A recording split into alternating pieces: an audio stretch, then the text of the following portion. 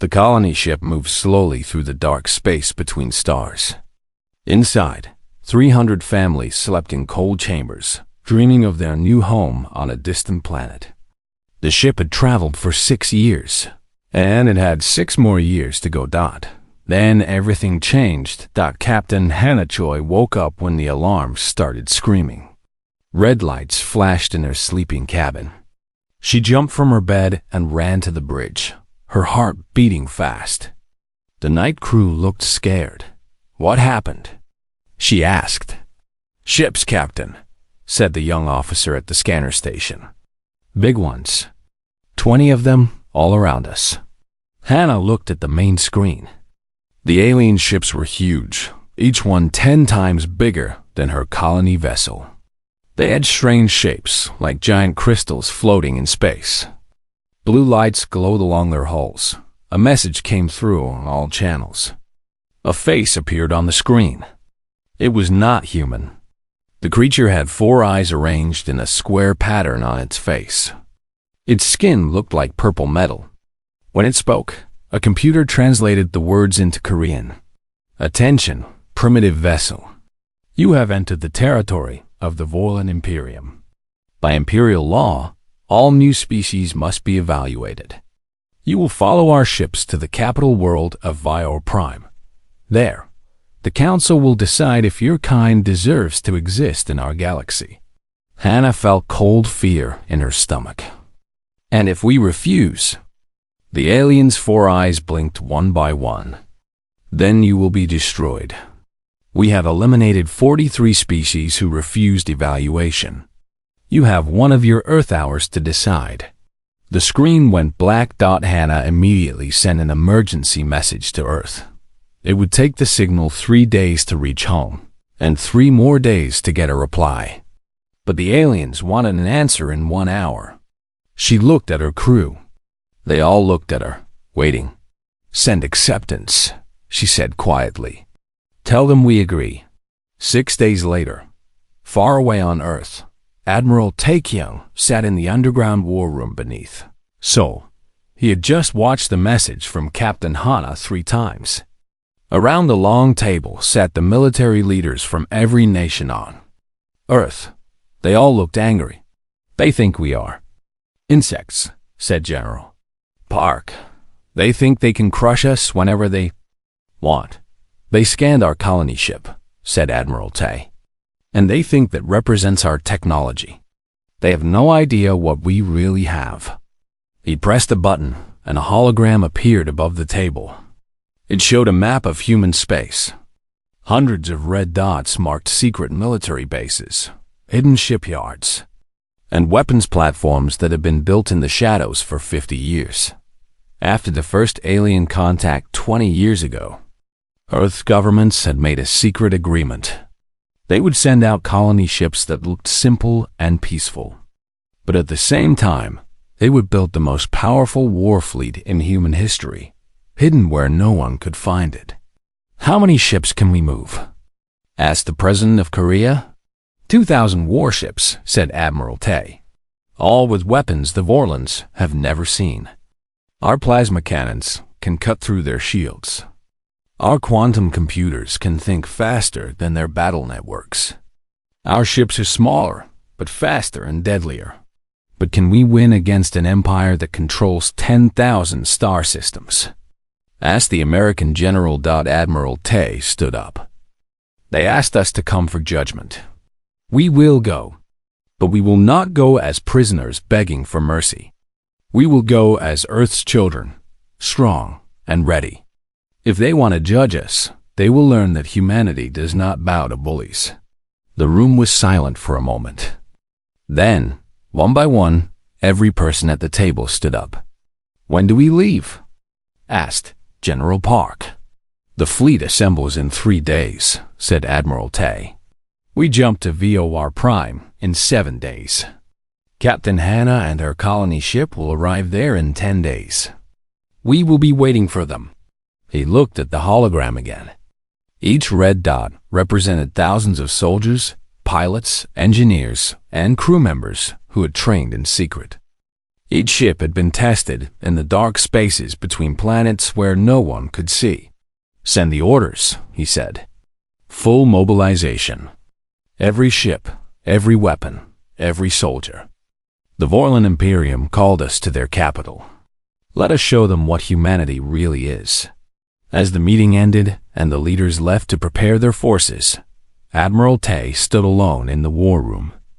He thought about Captain Hana and the 300 families on that small colony ship. They were just ordinary people looking for a new home. They did not deserve to be threatened. He thought about all the humans who had ever looked up at the stars and wondered what was out there. For thousands of years, humanity had dreamed of meeting other civilizations. But the first civilization they met wanted to judge whether humans had the right to exist. Admiral Tay made a promise to himself.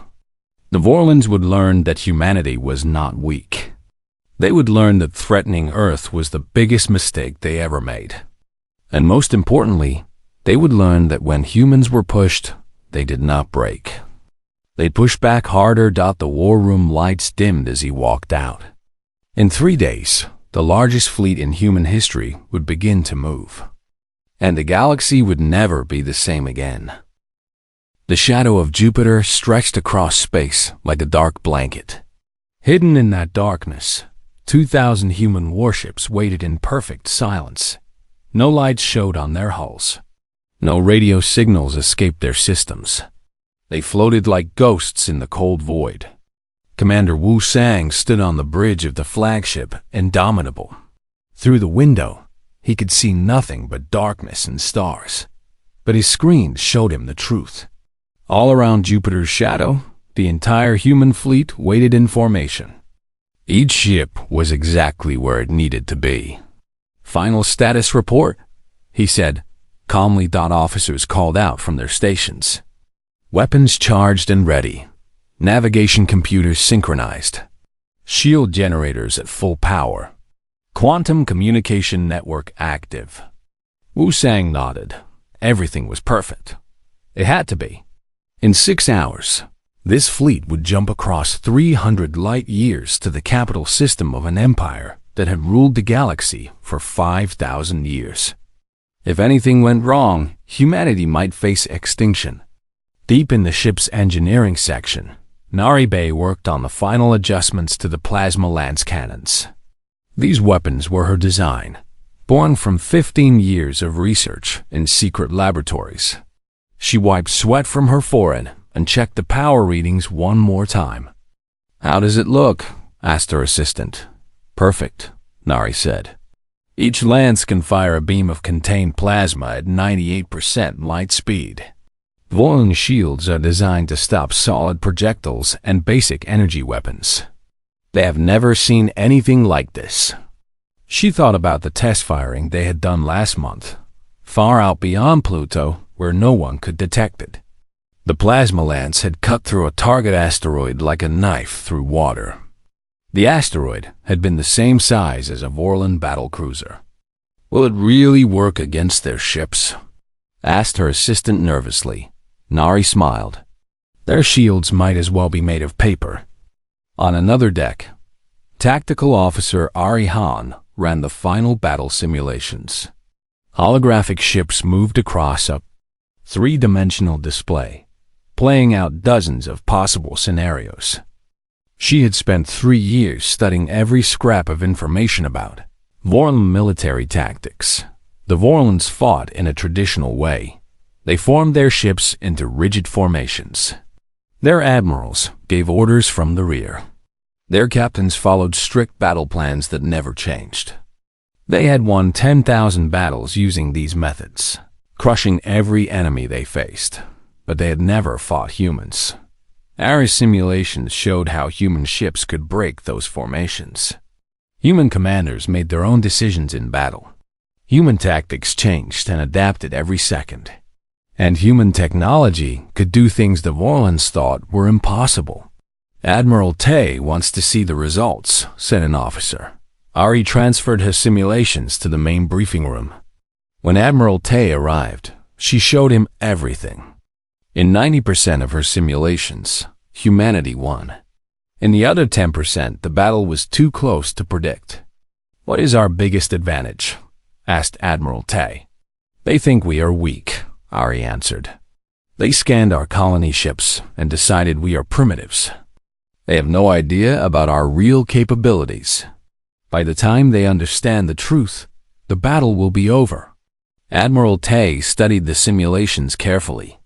"Good work, Lieutenant Han. Make sure every ship commander sees these scenarios." As the hours passed, the fleet prepared itself. Pilots checked their fighters. Engineers tested every system. Soldiers loaded weapons they hoped they would not need to use. Everyone knew what was coming. 3 hours before the jump, Admiral Tay spoke to the entire fleet. His face appeared on every screen in every ship. 200,000 men and women stopped what they were doing and listened. "In a few hours, we will arrive at Var Prime," he said. "The Vorlon Imperium expects a small group of humans, begging for permission to exist in their galaxy. They think we will bow our heads and accept whatever judgment they give us." He paused, letting his words sink in. "They are wrong. We do not go to Var Prime as beggars. We go as representatives of Earth, a planet that has survived ice ages, world wars, and threats that would have destroyed weaker species. We go as the children of a world that taught us to stand up against bullies and tyrants." Around the fleet, people nodded. Some felt fear, but more felt pride. "The Vorlons called us to judgment," Admiral Tay continued. "But let me be clear, we will not be judged by anyone. If they want peace and friendship, we will give it gladly. If they want war, we will show them why threatening humanity was the biggest mistake they ever made." He looked directly into the camera. "Whatever happens today, remember this. You are not just soldiers or pilots or crew members. You are the guardians of every human who ever lived and every human who will ever be born. Make Earth proud." The transmission ended. For a moment, the fleet was silent. Then, from every ship, a response came back. Not words, but a simple message pulse. Every ship signaling the same thing. Ready. Commander Wu Sang checked the countdown. 2 hours remaining. He walked through the Indomitable, seeing crew members at their posts. They looked calm and focused. Good. Fear was natural, but panic was deadly. In the fighter bay, pilot Jin Park sat in his cockpit, running pre-flight checks. His interceptor was small and fast, designed for close combat. Around him, 500 other fighters prepared for launch. If the Vorlons attacked, these pilots would be the first into battle. Jin had trained for this moment his entire adult life. He was ready. They were all ready. 1 hour remaining. The fleet began final preparations. Jump drives warmed up, creating a low vibration that ran through every ship. Navigation computers calculated the exact coordinates for Var Prime. 30 minutes remaining. Weapon systems came online. Every gun, every missile, every defensive measure stood ready. 10 minutes remaining. Admiral Tay took his seat on the Indomitable's bridge. Around him, his officers waited at their stations. Outside, 2,000 ships floated in perfect formation. "All ships report ready, Admiral," said Commander Wu Sang.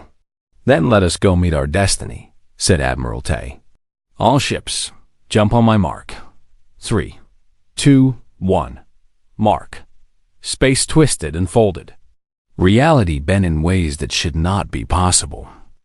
And, in an instant, the entire human armada vanished from the darkness of Jupiter's shadow.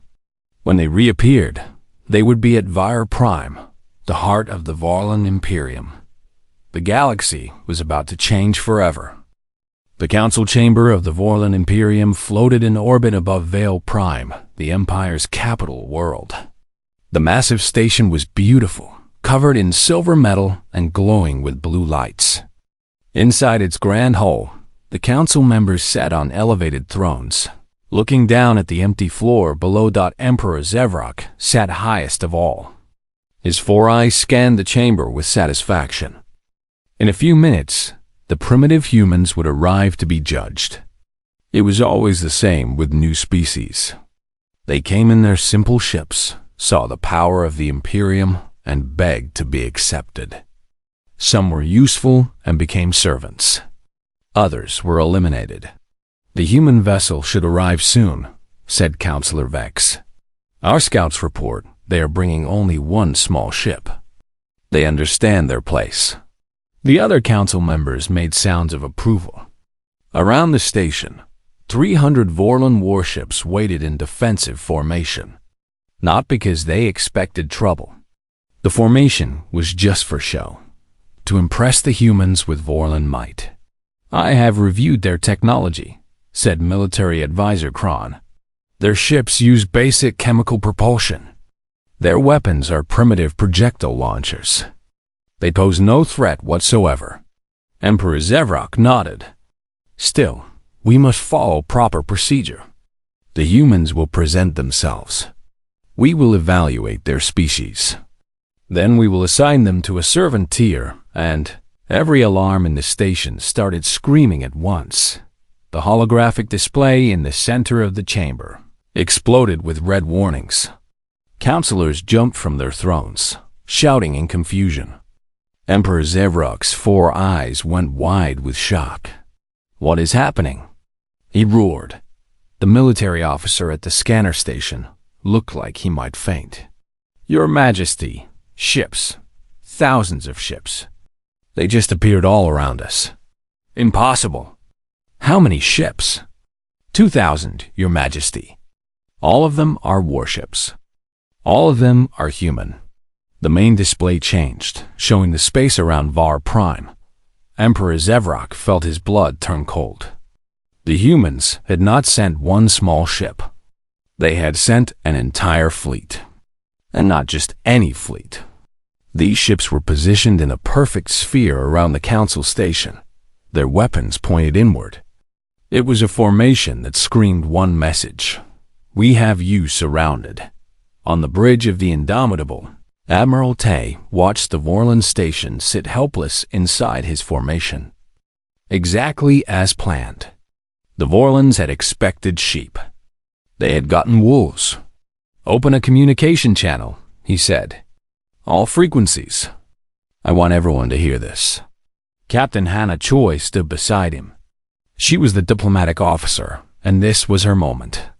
Her face appeared on every screen in the Vorlon station, on every Vorlon ship, and was broadcast to the entire VOR Prime system.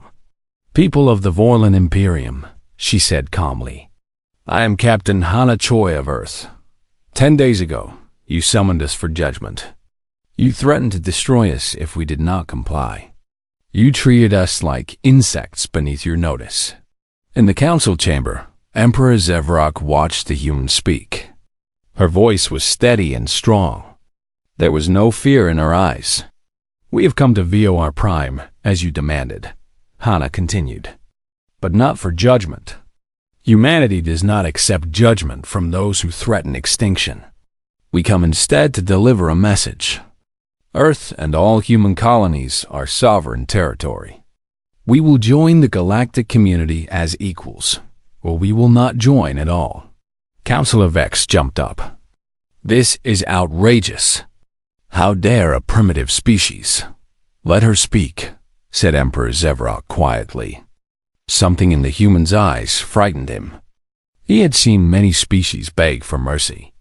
He had never seen one that looked so completely confident. "We do not seek war," Hannah said, "but we will not bow to threats. If you wish peace and friendship, we offer it gladly. If you wish to test our resolve, we are ready. The choice is yours." The transmission ended. The council chamber was silent. Then, slowly, the Vorlon military commanders began checking their sensor readings. What they found made their scales turn pale. "Your Majesty," said Military Advisor Kron, his voice shaking, "I have analyzed their ships. Their technology is far more advanced than our scouts reported." "Explain," commanded Zevrok. Their power signatures are off our charts. Their weapon systems are completely unknown to us, and their electronic warfare capabilities. Kron paused, looking sick. Your Majesty, they have already penetrated our network security. They can see everything we are doing. Every scanner, every communication, every tactical system. They own our entire network. Emperor Zevrok felt reality shifting beneath him. How did our scouts miss this? The colony ships were a deception, said Kron. They were designed to make us underestimate them. While we thought they were primitives, they were building this. He gestured at the display showing 2,000 warships on the Indomitable. Commander Wu Sang coordinated the fleet's defensive posture. Every ship knew its position. Every captain was ready to react instantly. The formation looked beautiful from the outside, but it was also deadly efficient. Sir, said one of his officers, the Vorlon defense fleet is moving. 300 ships taking up attack positions. Let them, said Wu Sang calmly. They are testing us. They want to see if we react nervously. Pilot Jin Park waited in his fighter, docked inside the Indomitable's launch bay. Around him, 500 other pilots sat in their cockpits, ready to launch in seconds if needed. He hoped it would not come to battle, but if it did, he was ready. All fighters stand by, came the command from flight control. We may need to demonstrate our capabilities. Admiral Tay had anticipated this moment. The Vorlons needed to see what human technology could really do, but without starting a war. He gave the order to Commander Wu Sang. Launch Demonstration Package Alpha. From the Indomitable and 4 other ships, interceptor squadrons launched. 50 fighters streamed out in perfect formation, their engines glowing blue. They flew in patterns the Vorlons had never seen, moving with impossible precision and speed. Jin Park was among them. His hands moved across the controls, like a musician playing an instrument. His fighter danced through space, spinning and turning in ways that should have torn the ship apart. But human gravity dampeners allowed maneuvers that Vorlon technology could never match. In the council chamber, the military commanders watched the human fighters with growing horror. Their own pilots could never fly like that. The human ships moved as if the laws of physics were merely suggestions. That is not possible, whispered Counselor Vex. No biological pilot could survive those accelerations. There. Technology compensates, said Kron. But there is more. Watch their weapon systems. The display showed that every human fighter had locked weapons on 10 different targets simultaneously. That should have been impossible. Vorlon fighters could only track one target at a time. Your Majesty, said Kron quietly, if they can do this with fighters, imagine what their capital ships can do. How many targets can their battleships lock? Asked Zevrok. Kron checked his instruments. His hand shook. All of them, Your Majesty. Every one of their 2,000 ships has achieved firing solutions on every single one of our 300 vessels. If they fire, our entire defense fleet will be destroyed in seconds. Emperor Zevrok sat back on his throne. For 5,000 years, the Vorlon Imperium had ruled through strength and fear. They had never met anyone stronger. Until today, he looked at the display showing the human fleet surrounding his capital world. Then he looked at his military commanders, who all avoided his eyes. They knew the truth. If this came to battle, the Imperium would lose. The Emperor who had judged 43 species now faced judgment himself. And he did not like how it felt. Emperor Zevrok stared at the human fleet surrounding his capital. Every instinct told him to negotiate, but he could not show weakness in front of the council. The Imperium had ruled for 5,000 years through absolute power. If he backed down now, that power would crumble. Before he could speak, War Marshal Thexis stood up. Thexis was old, even for a Vorlon, and he had fought in 100 battles. His scales were covered in scars, and his 4 eyes burned with anger. "Your Majesty," Thexis said loudly, "we cannot let these primitives threaten us. The entire galaxy is watching. If we negotiate with them as equals, every species in the Imperium will see it as weakness. Rebellions will start. Our empire will fall apart." Other military leaders nodded in agreement. Emperor Zevrok felt the pressure. Perhaps Thexis was right. The humans had superior technology, but the Imperium had numbers. More ships could arrive within hours from nearby systems. "What do you suggest, War Marshal?" asked Zevrok. Thexis smiled, showing sharp teeth. "We attack now. We destroy their fleet before reinforcements arrive, even if they are advanced. They cannot stand against the full might of the Imperium." "They will fight back," warned Counselor Vex. "Many will die." "Better to die fighting than live in humiliation," Thexis replied. He turned to the military commanders. "Prepare for battle. All ships, attack formation." On the Indomitable, alarms sounded. Admiral Tay watched as 300 Vorlon warships moved into attack positions. He had hoped to avoid this, but he had prepared for it. "All ships, battle alert," he commanded calmly. "Activate defensive systems. Prepare to return fire." Commander Wu Sang stood at the tactical station. His screen showed the entire battlefield. 2,000 human ships formed the outer sphere. 300 Vorlon ships formed an inner defensive shell around their council station. Between them, empty space waited to become a war zone. "Admiral, we have multiple weapons locks from Vorlon vessels," reported an officer. "They are charging their main cannons." "Hold position," said Admiral Tay. "Do not fire first. Let history record that they started this." The tension stretched like a wire ready to snap. Then, from the Vorlon flagship, came a single command that changed everything. "All vessels, open fire!" 300 Vorlon ships fired at once. Blue energy beams and missiles filled the space between the fleets. It was an impressive display of firepower, enough to destroy a dozen small civilizations. The humans watched it come toward them. "Activate countermeasures," said Commander Wu Sang. What happened next shocked the Vorlons. The human ships did not try to dodge. They did not even raise shields. Instead, they released something the Vorlons had never seen before. Engineer Nari Bay had spent 5 years developing the Imp Web. It was her second greatest invention, after the plasma lances. Now she watched her screens as the web activated across the entire human fleet. Invisible, electromagnetic pulses burst out from every human ship, spreading faster than the Vorlon weapons could travel.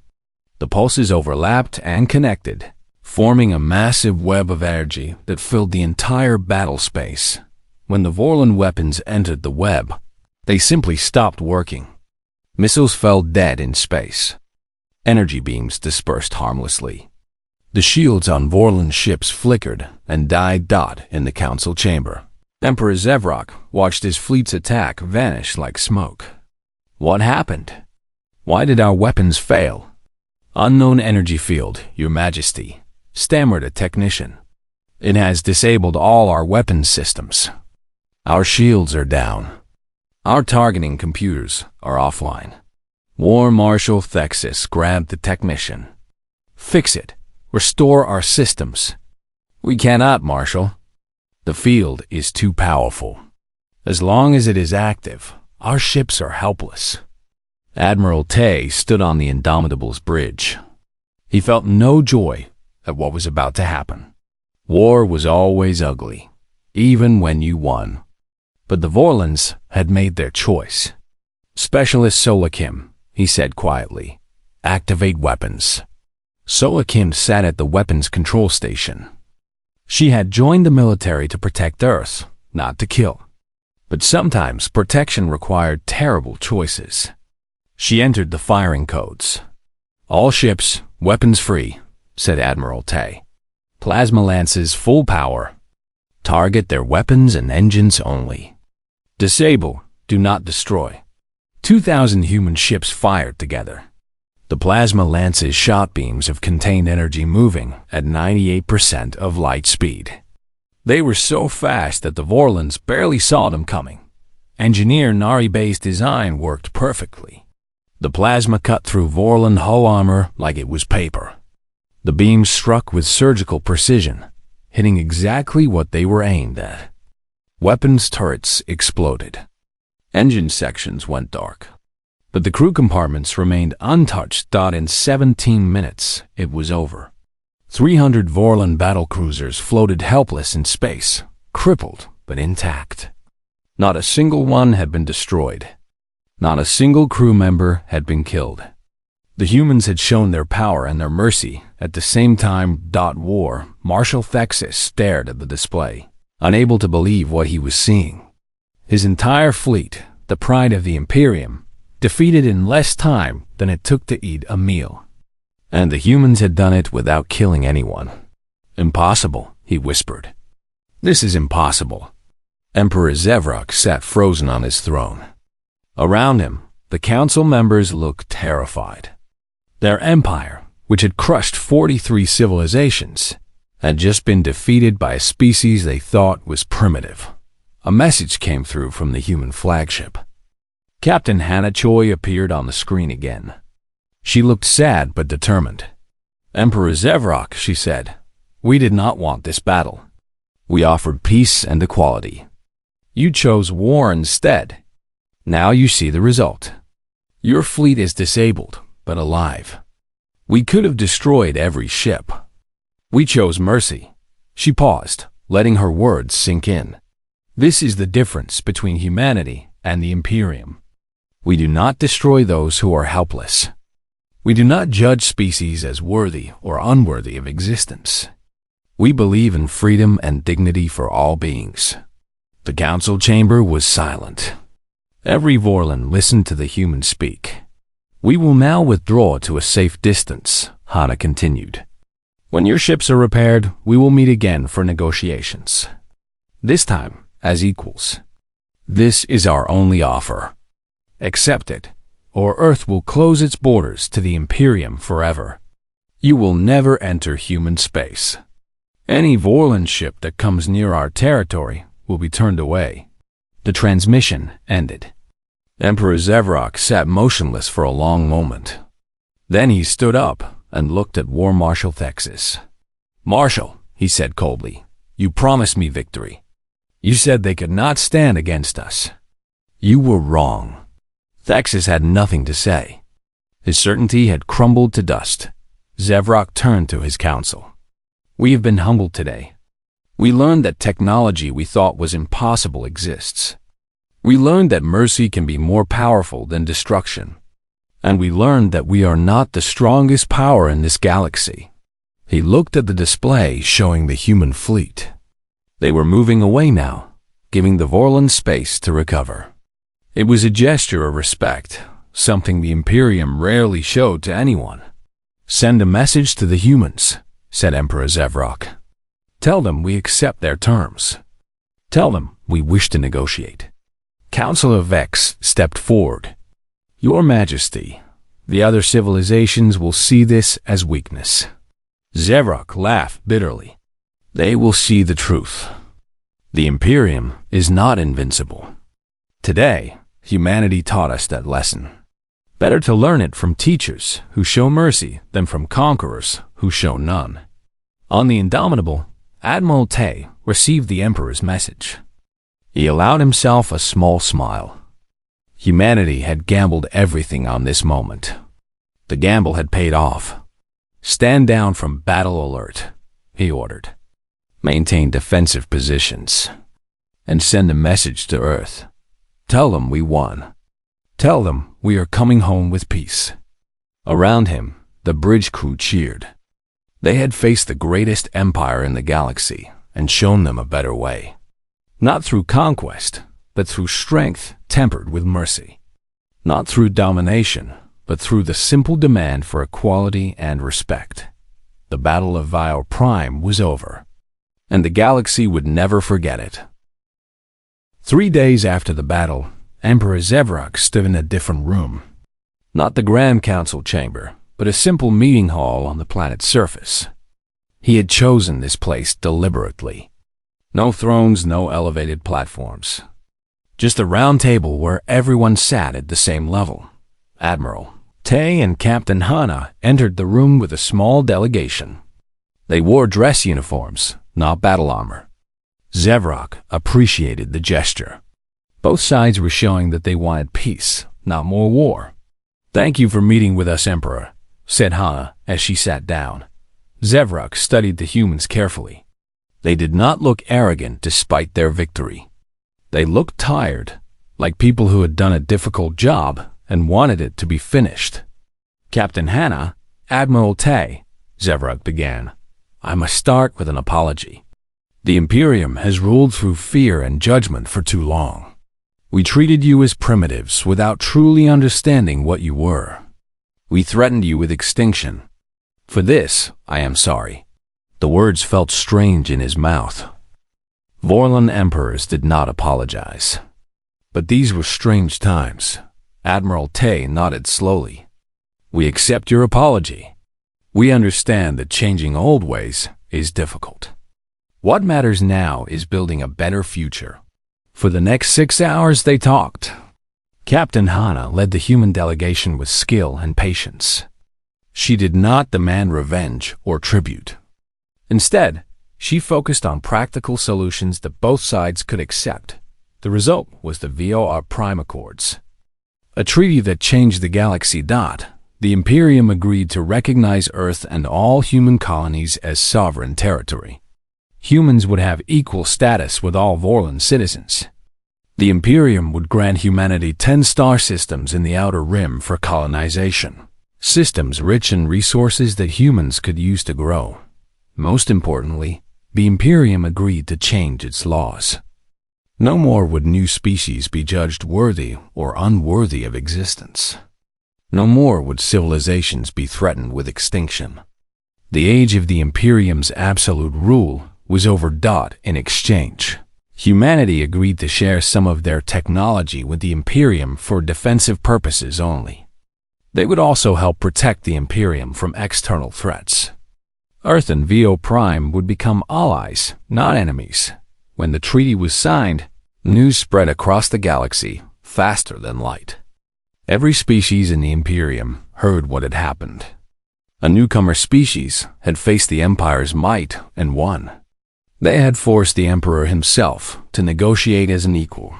Some civilizations celebrated quietly. Others watched carefully, wondering if they too could stand up for their rights. The galaxy was changing, and everyone could feel it. On Earth, the reaction was explosive. People filled the streets in every city, celebrating humanity's triumph. Captain Hana and Admiral Tay became instant heroes. But there were others who deserved honor too. Pilot Jin Park returned to Seoul to a massive welcome. He and his fellow pilots had performed flawlessly during the demonstration, showing Vorlon commanders what human skill and technology could do. Jin spoke at schools and military academies, inspiring a new generation to reach for the stars. Engineer Nari Bay received the highest scientific honors Earth could give. Her plasma lance and EMP web had made victory possible without massive loss of life. She immediately returned to work, already designing new technologies that could help humanity explore the galaxy safely. Commander Wu Sang was promoted to Admiral and given command of Earth's new Outer Rim fleet. His job was to protect the 10 new star systems humanity had gained. He took the role seriously, building defenses that would keep human colonists safe. Tactical Officer Ari Han and Specialist Sola Kim both received medals for their service. But they, like many others, simply wanted to return to normal life. They had done their duty when Earth needed them. Now they wanted peace. 6 months after the battle, humanity's first colonists arrived at the Outer Rim systems. Captain Hannah Choi was there to greet them. She had taken a new role as Earth's ambassador to the Imperium, building relationships with other species and working to ensure lasting peace. She stood on the observation deck of a space station, watching colony ships unload families and supplies onto a beautiful planet below. These people would build new homes under alien suns. Their children would grow up as citizens of the galaxy, not just Earth. "It is beautiful, is it not?" said a voice behind her. Hannah turned to see Emperor Zevrok. He had come personally to witness humanity's expansion into the Outer Rim. "It is," Hannah agreed. "These people were going to be judged by your council 6 months ago. Now they are building a new world, free and safe." Zevrok looked uncomfortable. "I have been thinking about all the species we eliminated over the centuries. How many might have contributed great things to the galaxy if we had given them a chance?" "You cannot change the past," said Hannah gently, "but you can shape the future. The Viwar Prime Accords are already having an effect. Other species are asking for the same rights humanity received, and they will get them," Zevrok said firmly. "The Imperium must evolve or die. You taught us that." Over the next year, the galaxy transformed.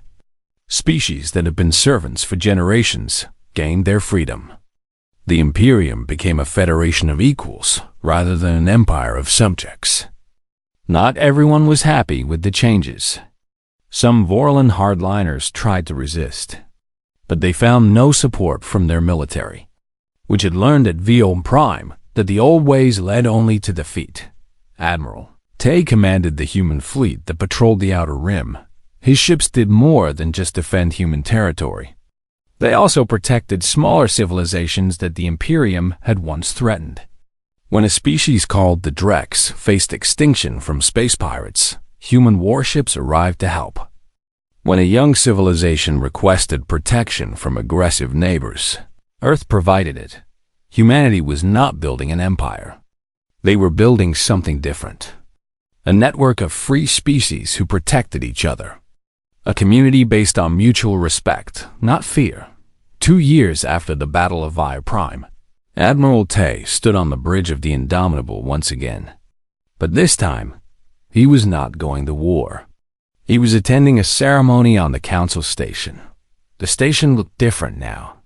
The grand thrones were gone, replaced with a circular assembly where representatives from 100 species sat as equals.